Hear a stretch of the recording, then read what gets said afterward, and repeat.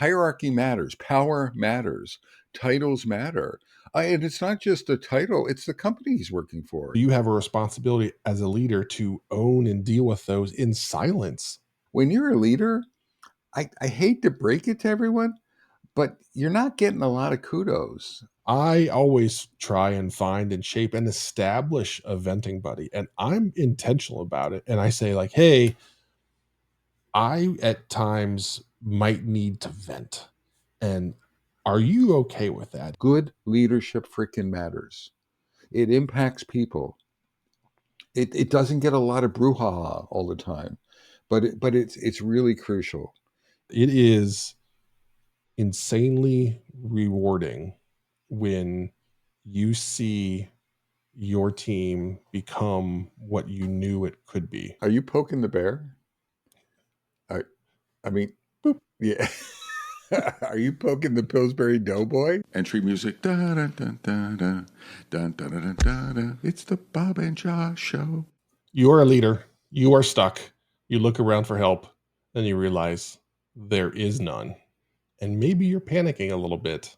Well, sorry. That's the life you live. Bob and I are here to talk about the loneliness that being a leader creates for you in your space. Bob and I have been leading teams and companies for quite a while, so we have lots of thoughts and ideas. We have lots of experience of when we've been lonely. But the good news is, Bob and I have been working together for quite a while, so we've built a little bit of a support group. So that's what today's episode is going to be about. It's going to be creating support for you as a leader out there that may be feeling a little bit lonely, and we're here to help you through that, help you realize that that's the way it is, but also give you some tools on how to navigate the lonely world of leadership. I'm almost inspired Josh to like sing it like only the lonely or something, right? I mean, so this is Keep going. yeah, that's all I know Okay. because I'm all by myself. All right, Metacasters, leadership, it's a lonely road. I think I've read Yeah. something recently about that, but we'll save that for later. But Oh, yes. I forget who wrote it. Probably a well-crafted article written by By an extremely this intelligent guy. and bright, capable guy Yes. named Bob Yeah. Galen. I stole your No, thunder. that's okay. It wouldn't be the first time or the last time. All right. So I just want to set the stage. When you think of leading, just imagine you're with a group of people, which you are, and you're out somewhere and you're the leader. You look in front of you, there's nothing. There's no one. You turn around and there's a whole group of people. So that's the reality that you live in. You've chosen or been appointed to be a leader, and now you look forward where historically, likely, most of your career you've looked forward and there's been somebody that's been a guide or at least charted a bit of a path. And now the world has changed and you are now out front. And it can be a little daunting. It can be a little scary, and it is definitely lonely. So, Bob, let's hit I want to first start. thing. I want to start with Yeah, this, you fire away. Josh. I think it's a surprise. You make it sound like it's well known or inevitable or clear. Yeah, I actually don't think it is. I remember for me, for example, I was a little bit surprised. I learned it like the hard way. I was promoted to a leadership, and I'm an introvert, and I'm not the most friendly. You know, I'm friendly and caring, and I establish relationships at work. So I'm pretty interactive. Um, and so I had friends and colleagues, and I was good technically, so I helped people out. I mentored people a lot, and so I got along, and which is all good. And I would joke with people, etc. So there was, Bob was one of the guys, the the team, and then I was promoted, and I didn't think it would change. It's like I'm still Bob. I had this. I'm still Bob. I'm still happy Bob, and vicarious Bob, and I'm still the same person.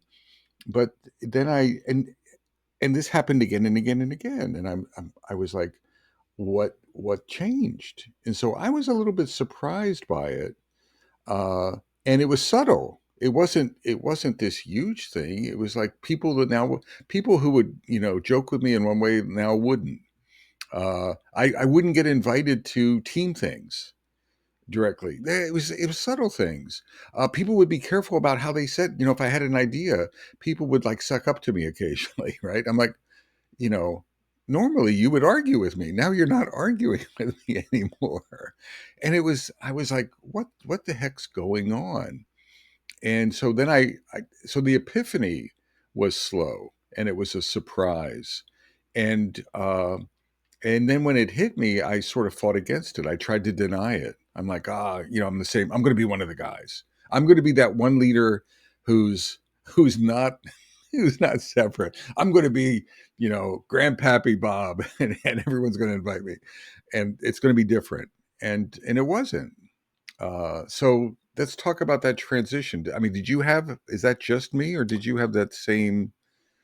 No, it's a shock to the system for sure, and I needed Bob to shake me at one point where I was going through a situation where I was newly minted as the VP and I wasn't. I was, as Bob was, I was part of the team, and so now I'm the VP and I was leading our retrospectives. And the retrospectives, kind of like Bob mentioned in his story, was that it was different, and I couldn't figure out why. The conversations were different, and I was frustrated because it felt like we got stagnant, and I was frustrated with the team and I couldn't understand it. And I was talking to Bob, and Bob was helping me, and Bob was like, "Josh, you're the problem."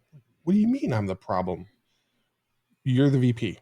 You need to get out. Your title carries weight. But I don't want to be that guy, Bob. That's not me. That's not who I am. I was part of the journey for this crew to get here. They know who I am. They know how I think. I don't want to be that kind of leader. Bob basically said, "It doesn't matter what you want. That's the reality of the situation." And what Bob challenged me with was get out of the retros.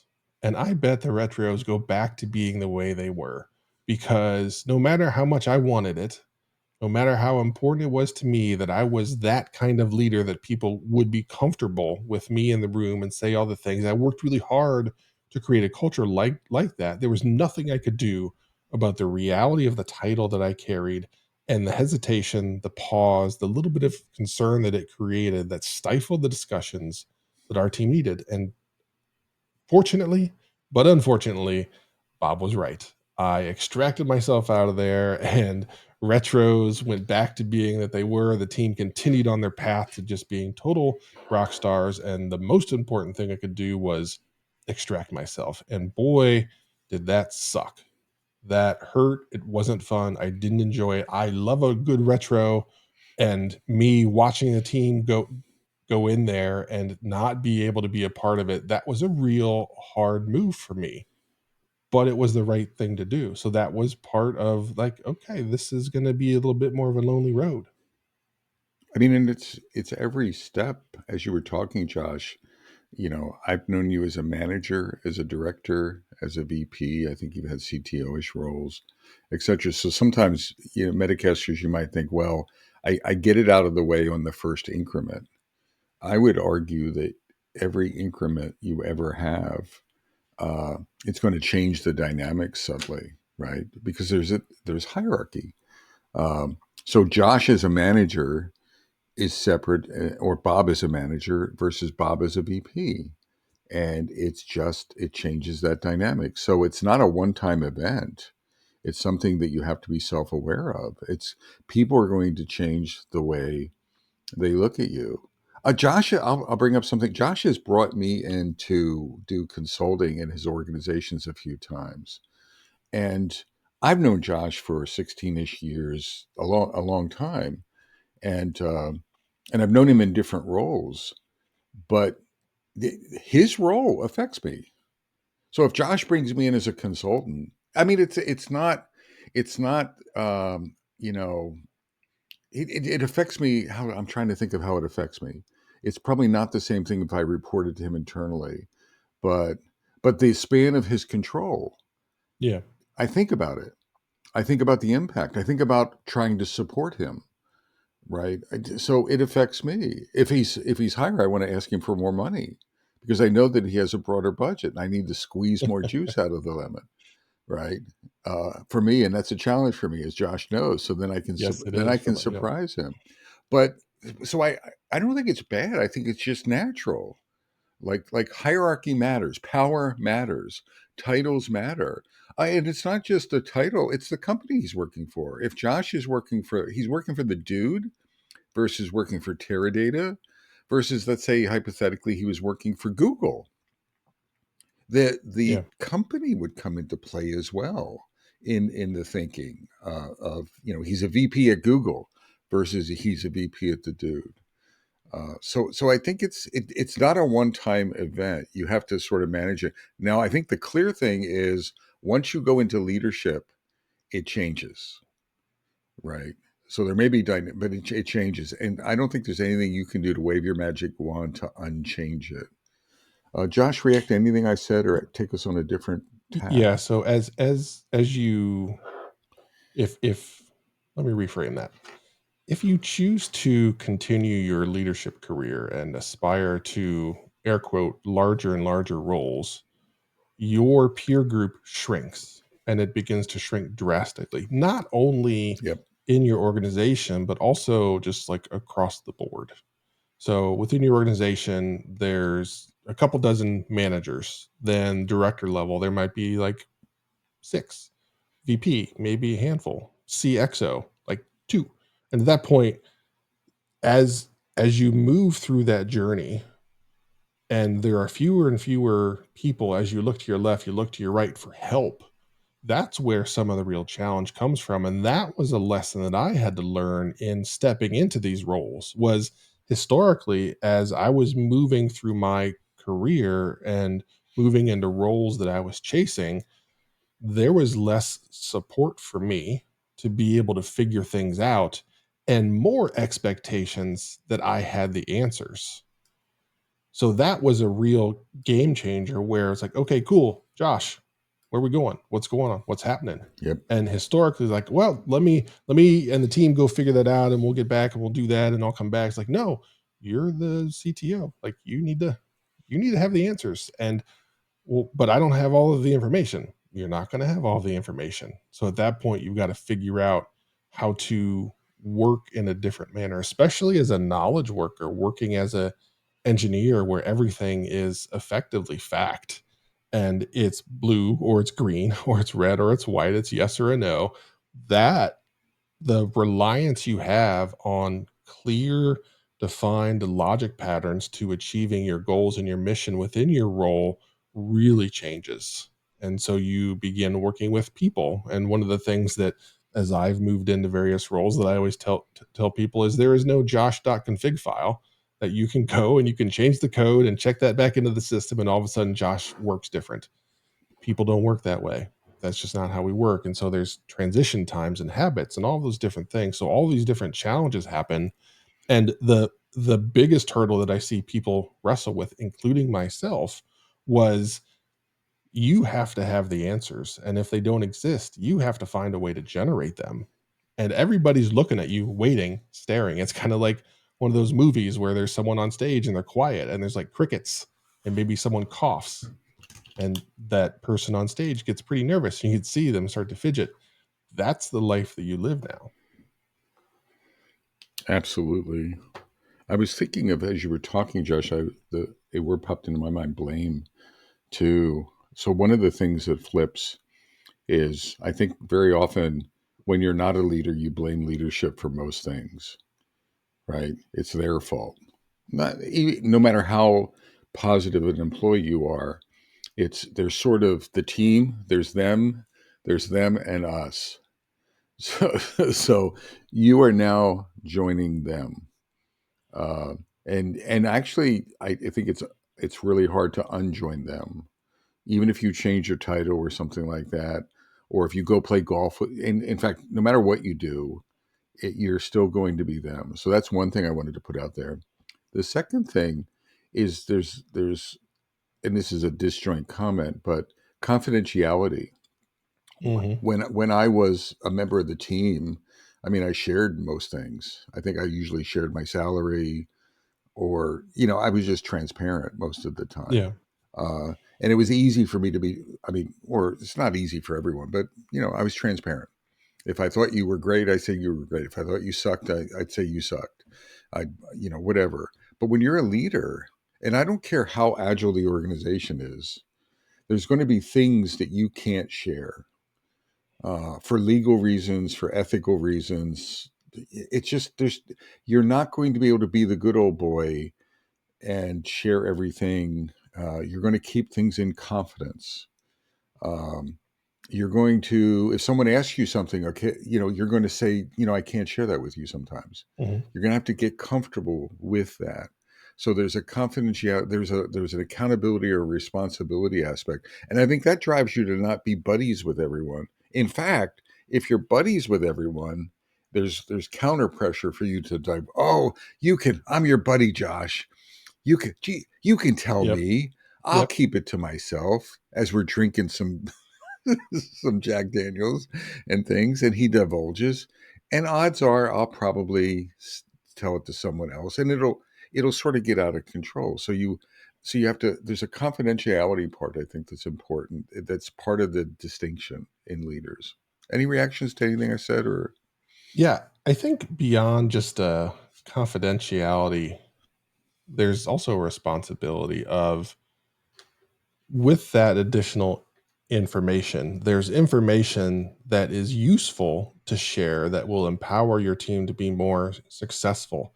And then there's like a lot of noise yep, that happens within an organization that you have a responsibility, if you're doing your job well, to shield the team from that. correct, And your team has no idea that you're doing it. yep. And it might be a total Oh, disaster. yeah, It might be a mess, and you're losing sleep, and you're all of that because you're trying to protect your team, but your team can't know. Your team shouldn't know. Your team doesn't need to know because that just makes things harder on them.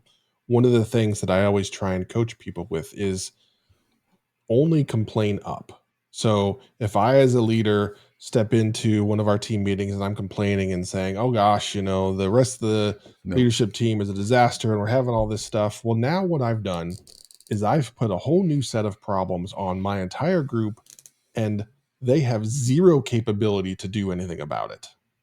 So you have a responsibility as a leader to own and deal with those in silence. Almost, you might have peers and mentors and things like that that you can work with, but within your organization, no one really is going to or should know that that's happening if you're doing your job really well, and that can be really hard because those things can weigh on you. It can be a situation where, okay, um, our funding is running out and we didn't get that big deal. And what are we going to do about it?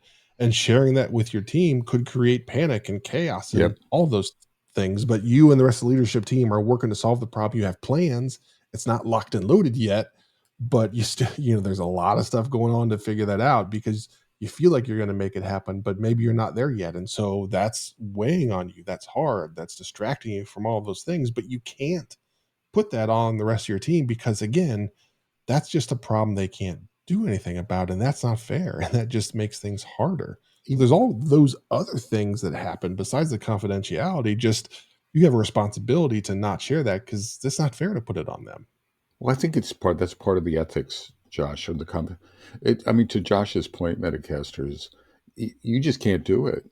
Even if they could solve it, right? Even if it would have a positive, you don't do it. So I'm gonna define a rule. You don't whine to your team. You Yeah. don't complain about others to your team, right? Maybe get a paper bag in your office and yell into the paper bag or whatever it is. That's fine if you need a venting mechanism, but Yeah. it's not even if they could handle it, even if it's appropriate. If you think it's appropriate or have a positive outcome, don't do it. Right? Shut up. Right? Mhm. That's not leadership. Another thing that thinking about what Josh was saying, if you're looking for when you're a team member, you get kudos. So part of the loneliness Mm. is when you're a team member, people are going to tell you when you're doing bad, and you're also if you're a good if you're a good programmer, you're going to get kudos. I know Josh does that a lot to people. He gives them positive feedback.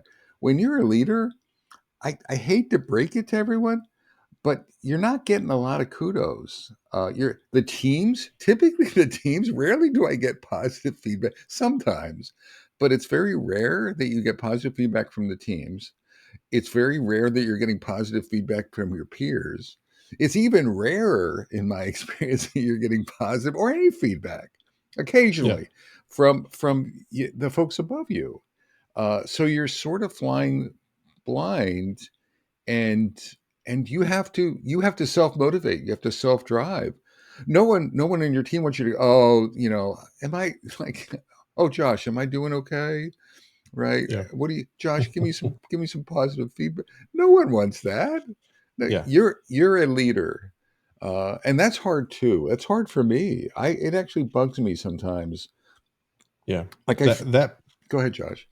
that was a massive hurdle for me. I crave feedback and I value any type of feedback because I've developed a skill to be able to turn that into good. And to Bob's point, it goes from a significant amount to near zero. And if it's anything above zero, it's usually not positive. So that was a real challenge. And as a here's an example. As a member of a team, you likely have a review process, annual reviews, quarterly reviews, regular feedback, one-on-ones, all of that stuff. As you move throughout various roles, those just vanish, and there's no review, there's no feedback, there's no one-on-ones. It's just you have a job. It's like being a captain of a ship way out in the sea. You're the captain of the ship, and you have to know that you're taking your ship in the right direction. And you look around across the horizon, and you don't see any other ships. And you believe you're doing the right thing. You believe you're headed in the right direction. You get as much data as you can to validate that, but there's not much else. And that's one of the real challenges. And for me, like I said, that was a huge hurdle for me to work through and just realize, okay, I'm not getting that. So I have to find a way to generate that for myself. And I have to find a way to not only like motivate, but challenge myself and understand what those next steps were because they aren't laid out in front of you. No one gives you a Yeah, roadmap of how you achieve success within your new role. You have to define that. You have to shape that. You have to figure out if you're on track or if you need to make a left turn. I do want to correct. Uh, so there is a occasionally in my career, I've reported to someone that I respect, a leader, Mhm. and I respected them. I mean, and they were the top. They were high performing leaders. Yeah. So I don't think everything is as dire as Josh and I are making it sound. There's a curve to leaders. So I imagine all of you, if you go into leadership at one point and you have 20 years in leadership, there might be one leader for a few years that actually Yeah. gives you some really good feedback. So what you need to do is treasure that and thank them for it. Send them Christmas cards. To this day, so that person for me, one of them is Ralph Kasuba, and I still Mhm. send him Christmas cards every year to thank him for taking a smartass whippersnapper under his wing and tolerating me and giving and really leading me well, and listening, etc. Establishing a leadership relationship. So you can establish it. It's not often that it occurs. Yeah. Yeah. Um, It really speaks to the rarity of being a great leader, and it has been that absence of that leadership that has driven me to become the leader that I am, yeah, to become the leader that I wanted in those moments as I help people that are moving into various roles. It's important to me that I provide the guidance and support and one-on-ones and all of those things that I didn't have. So that's been a really key driver for me as I try and build and shape the organizations that I'm a part of, is to make sure that number one, I'm being that person for that leader, but also I'm doing a little bit of a training session of like, hey, this is how we lead like freaking rock stars. yeah. So that way it can start to spread across the world. It'll take a little while, but I think we're going to get there. I think we're being a little too negative. So it's usually my role, Metacasters, to bring us out of the whining and complaining into what can we Mhm. do about it. That's and Yeah, It's just usually. I it would say so, yeah. it's just a role that I embrace Yeah, you're right. and It's who enjoy. Bob is. That's who I am. So, what do we do, or how can you mitigate the loneliness? One thing I want to bring it back. Find that boss and value that boss. Learn from them. Uh, if you can, when you so don't take him for granted. When you find Mhm, those pearls, uh, support them. Learn what it's like to support and be led by someone who's great, and learn what great leadership looks like, and it'll make you a better leader. So really, sort of lean into that. Another thing is just accept the loneliness, but then say, well, how do I fill that in? And this is why I'm so bullish on coaching. I think outside coaches, consultants, coaches are one of the keys, and too many leaders don't reach out for that. But it's the only way that you're going to get honest, like emperor, you have no clothes conversations. It is incredibly hard to get them internally, and I know Josh will agree with me. No matter what you do, you can pay mhm. people, you could tape your mouth shut and say, I won't say a word, or put a bag over your head so they don't see facial expressions, or anonymize it, right? Or whatever. But people, the power dynamics are not, you're not going to get truth telling. You're not going to get that rich feedback that you need. So where can you get it? You can get it from a good boss when you have them. So treasure them. You can get it from some trusted peers occasionally, both in your organization and outside. It could be like a chief product officer if you establish a relationship with them. So it could be peer level or leadership peer level support. I think the best way is to get a coach, to get an outside coach, someone who's outside who understands your business domain. So they're not clueless. They're not a professional coach. They're not an ask you 1,000 questions coach. They're a, let's call them an agile coach, someone who is good at professional coaching, but also has experience to share and real situational awareness to share with you and to help guide you. And then partner with them, lean into them. You have to show that you're open to their feedback, right? One of the worst things you can do then is, paying them is easy, the easy part. Mhm. Taking the feedback and taking action with it is the hard part. But you need to do that. So I think those are some crisp things that you could do. It's still going to be lonely, but you want to get that feedback. So if you're alone, you're at least flying the right way. Like Josh was talking about, like getting data. He's not getting clear data, but he needs to course correct somehow. So how are you getting that course correction data? Josh, react to anything I said. Yeah, so first and foremost, because we're both bad at this, um, Bob and I really care about this stuff, so Bob and I are here if you realize that, "Hey, I could use someone." As you can tell, this is important to us, we're passionate about it. Reach out to us and get help. That's what we do, and that's what you wanna see an excited Bob. That's an excited Bob when he has a chance to help somebody in that role. A thing that I try and create and I try and coach folks on is get a venting buddy, which Bob talked about it, but because you that that stuff builds up Yep. and I'm not good at it. I'm not good at sharing that. So I've had to develop my capability and willingness to vent because I feel bad putting it on people, right? I talked about don't complain down. I basically operate in the world where you just don't complain. And that's not a healthy situation to be in. So I always try and find and shape and establish a venting buddy. And I'm intentional about it. And I say, like, hey, I at times might need to vent. And are you okay with that? And I don't even need you to respond. Like I just need to get it out. And you can nod at me, you can do whatever. I don't care what you do, but I just need to get this out. And is that okay? Is that something you're comfortable supporting me in? All those things. And it's usually a two-way street.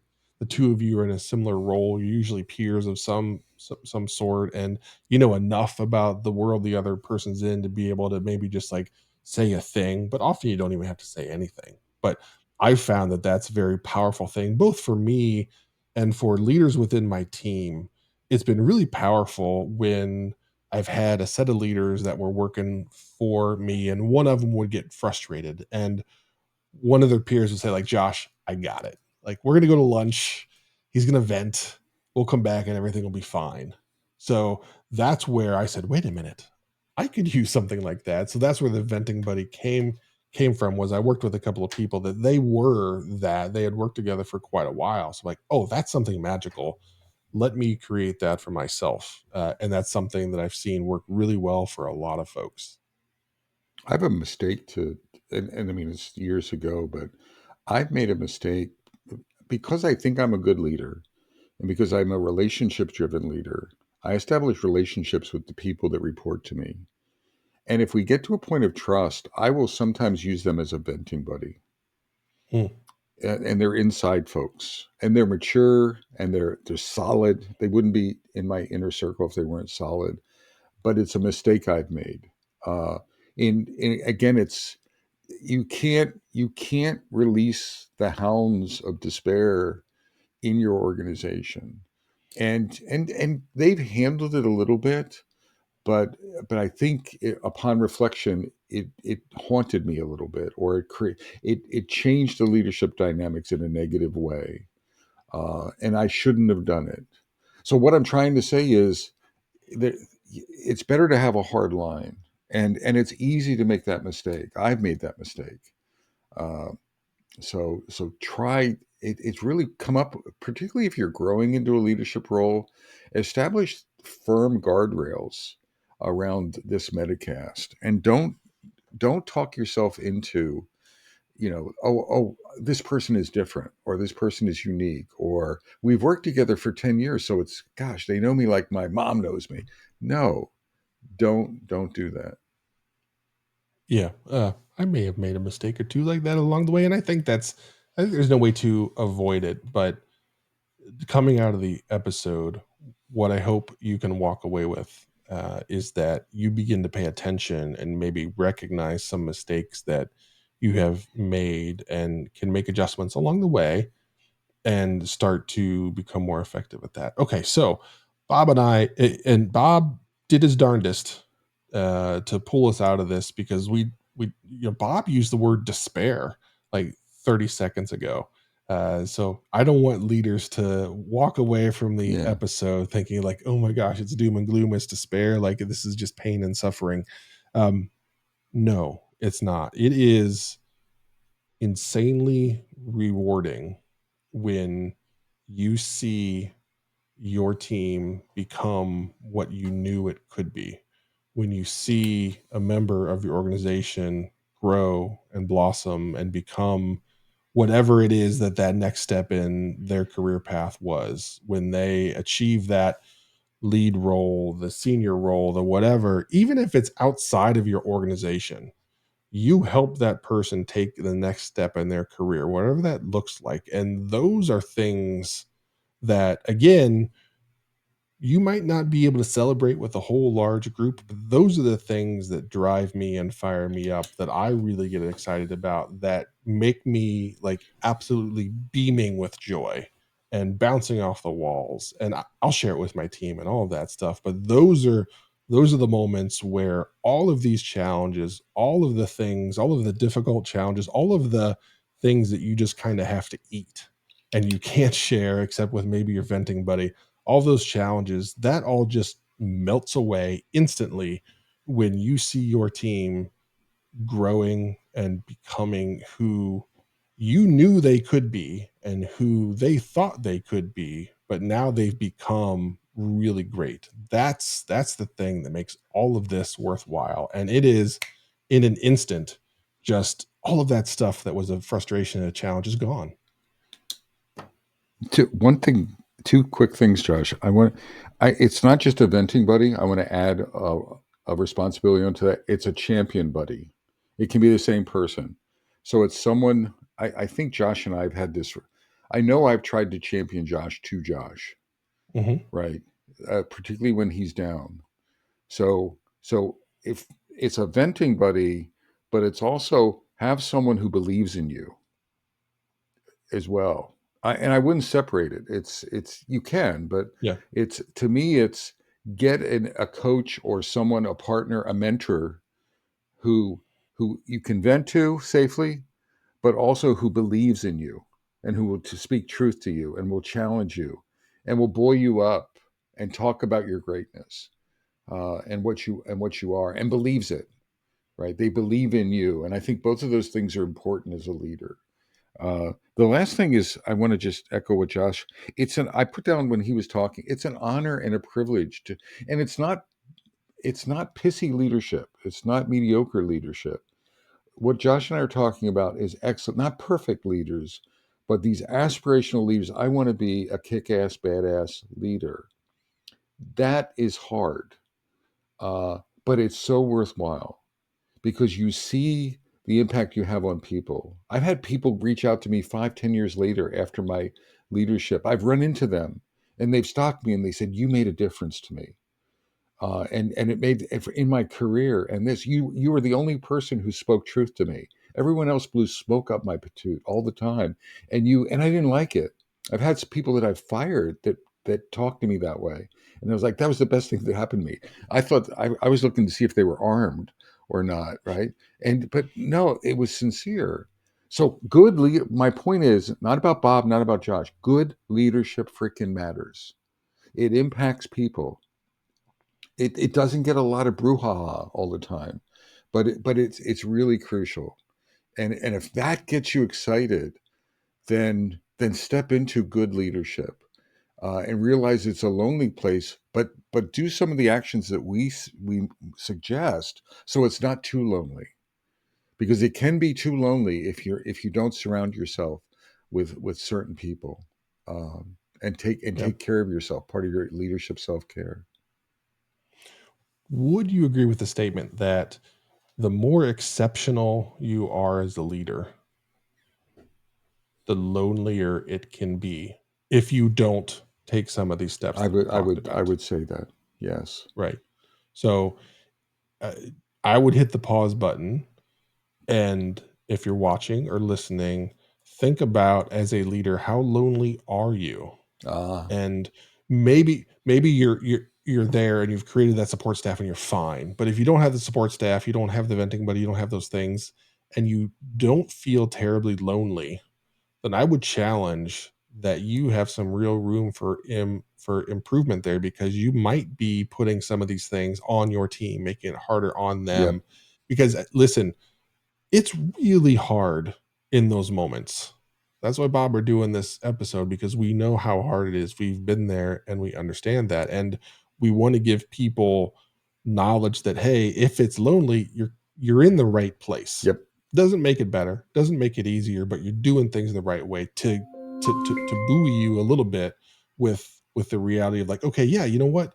You're crushing it. It might not feel like you are, but you're crushing it. And so now here's a couple other tools that you can do to make life easier, harder, as you wait for those moments when all of that hard work, all of the frustration, all of the loneliness pays off, and that blossoming happens. And you're just like, this is amazing. So glad I did it. This is the best. I can't wait to do it again. So that's the challenge to you as the viewers and listeners, is stop and think about that. And absolutely. maybe you need to increase the loneliness, which sounds weird and sounds counterintuitive to everything we're talking about, but that might be a good measure for you on how effective you are as a leader. I think we're going to stick a fork in it, Josh. So Yep. everyone, I'm from beautiful down, well, not beautiful, from cloudy and rainy Cary, North Yeah. Carolina. And potentially more cloudy and rainy Fuquay Arena, North Carolina. I'm Bob Galen. And I'm Josh Anderson. Shake. And bake. Take care, y'all.